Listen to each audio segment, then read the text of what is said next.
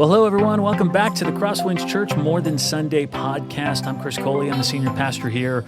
We're excited you're joining us today as we have some opportunity to spend some time with Matt VanGent, our executive pastor. He's going to be doing something that he does with some of our staff, something similar to what he does with our leadership team here.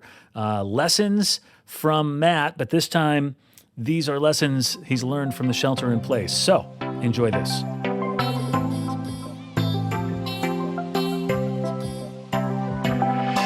Well, hey everyone, we are here with Matt VanGent, who's our executive pastor, and I'm excited to have him doing this today because Matt is about to, I want to say entertain Matt, but I don't think that's the right word. Let's go with educate. Educate. He's about to educate us. So here, one of the things that Matt does at our leadership team meetings is he sometimes opens our meetings with, what do you call them, fun facts with Matt? It started off as fun facts with Matt. We transitioned to beyond seminary. It's things I've come across in the years since finishing up seminary that I realized seminary taught me how to study the Bible and give a sermon, but it didn't really teach me a lot of other important things to working with people and leading people.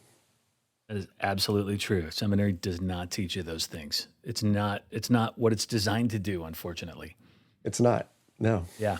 So one of the things we thought we would have Matt do today is give us like 3 lessons that he has learned from the shelter in place. Like what has come out of this. And one thing about Matt is he's a deep thinker. He has really great original thoughts and puts time into them and effort. And so I guess I thought it'd be kind of fun to see like if we could hear from Matt what he's learned so far. So still sound good, Matt? It sounds good. Let's jump in. All right, man. So what is lesson number 1 for you from this whole experience? Lesson number 1 has been the value of rhythm and routine. I think I was hearing somebody talk about Genesis, the creation account, and how for so many ancient writers, this idea of God bringing order out of chaos was really significant. Now it's a prevalent theme in the Genesis creation account. God, in this act of creating, one of the things that he does is bring order to chaos.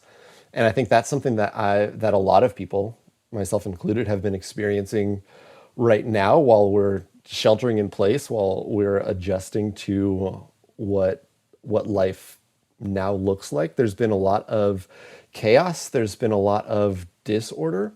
And so I've come to appreciate the value of rhythm. I think one of the other things that we see in the creation account is just how God establishes this regular rhythm to life. We have life oriented around these 7 days in a week. We have regular cycles of the sun during the daytime and darkness at night, just these regular repeating cycles that give rhythm and routine and predictability and stability to life. And so I've really been working for myself personally and in my role as executive pastor, looking at in these different spheres, what does it look like to create rhythm and order in an environment that has in many ways become disordered. Yeah. So how have you done that? What order have you created in your own life?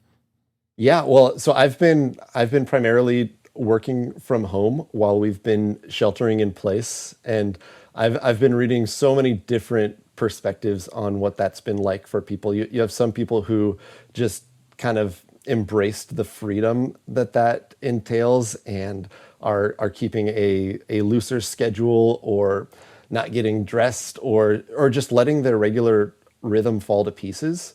And I think it might have been an easier transition for me in that respect, because even when I was working on campus, I like to have my days pretty structured and work with a decent amount of rhythm and routine to it. But one of the things I've been doing is just keeping that rhythm. I still set my alarm every morning.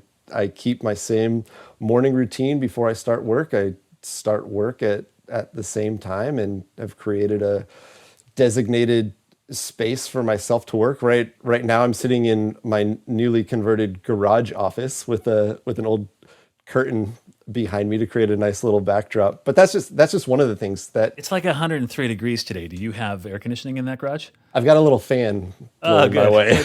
Okay. Yeah, but it's the little things. It's keeping those parts of your routine that you're used to doing before. That has helped things to feel like normal as we've been navigating this very unnormal time. Good. It's really good, Matt. All right. What's the second one? What's the second lesson you've got for us? Yeah, the second lesson is just it's one that I've known for a long time, and it's one that I've talked about before, but it's something that I'm coming to appreciate even more lately. It's the importance of gratitude. It's crazy what a difference a grateful mindset can have on your outlook. It just completely changes and shapes and informs your perspective. It changes what you choose to focus on. If you look at the world with a grateful outlook, if you take the time to reflect on your day with gratitude, it's one of those things that can completely change your perception of it. And so making that a regular part of my practice, there's a lot of mourning to be done for the things that we've lost, and the lives too that have been lost through this. But I think making that a regular practice to be grateful has helped me to see the good things in this time as well. We've got two young girls at home, and so now my wife and I have a new appreciation for teachers.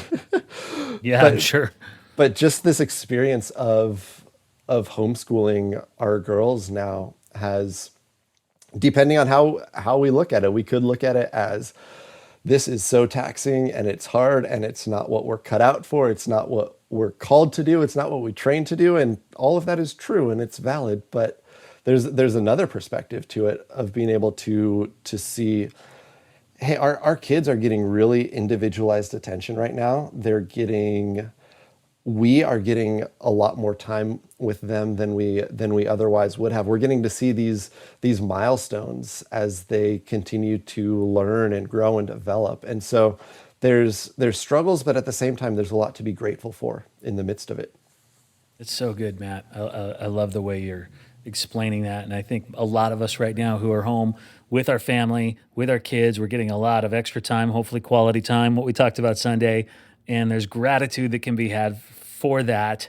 I know for us, we've got a 16-year-old who will be 17 this August. This will be her senior year. She's about to enter. We got one left with her before she potentially leaves town. And to be able to have this time with her like this, a lot of gratitude for that. Yeah, What's absolutely. your third one? The third one is a little bit less spiritually oriented and just kind of something interesting that I've been reflecting on based on some of the books that I've been reading.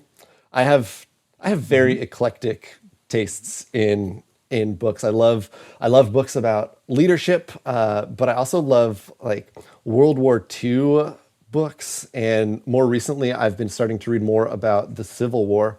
So I just finished a trilogy by a guy named Bruce Catton about the Civil War. It's called The Army of the Potomac.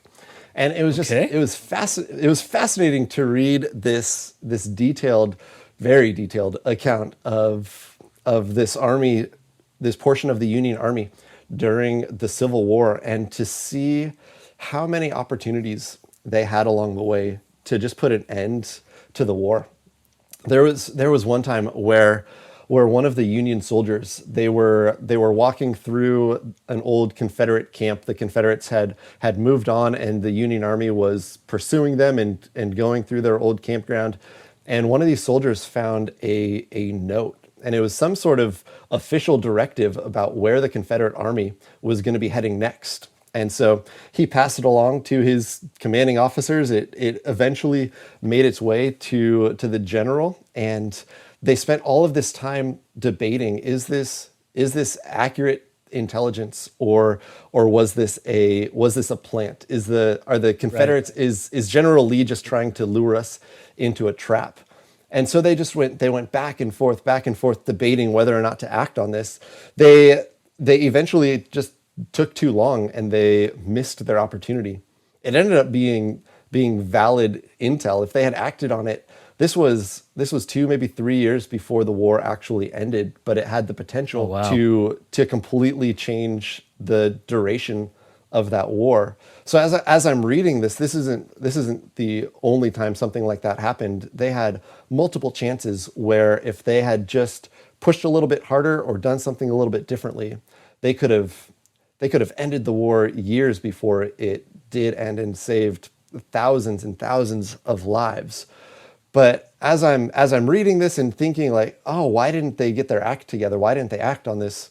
In a different book that I was reading, they were talking about confirmation bias.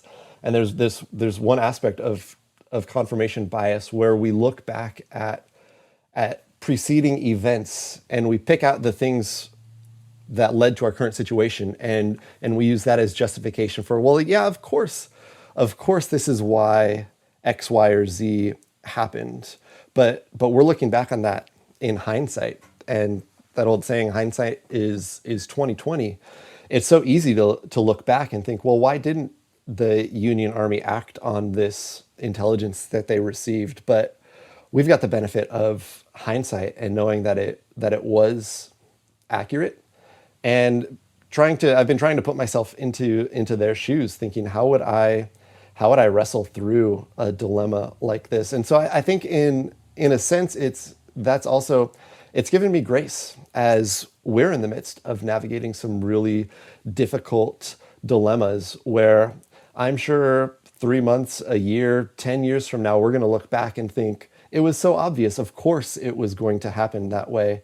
But kind of reminding myself that we're in the midst of this right now, and we don't know what's going to happen tomorrow. We don't know the impact of our decisions. So trying to be humble and faithful and confident all at the same time as we try to make these decisions. It's been quite a journey. It's one of the crazy things about this that is so humbling. None of us have been through this before. And we find ourselves, I think, probably entering in, depending on how confident / arrogant we are in our normal day, we would go in thinking, I got it. I know exactly how to manage this, what it'll look like. And here we are 2 months in, a little more than that. Everything I thought I knew has been eliminated at this point. Yeah, no kidding. And we have this tendency to look at where we're at right now and see all of the reasons why we feel like it was inevitable. And we find all the supporting cases for why it was inevitable. But as we're walking through it, there's just as much evidence to the contrary. It could have ended very differently. Yeah. Matt, thank you so much, man. It's really good. You've always got such great nuggets of wisdom, and I am grateful that you would join us on the podcast and share them today. My pleasure. It's always fun. All right, buddy. Take care. You too.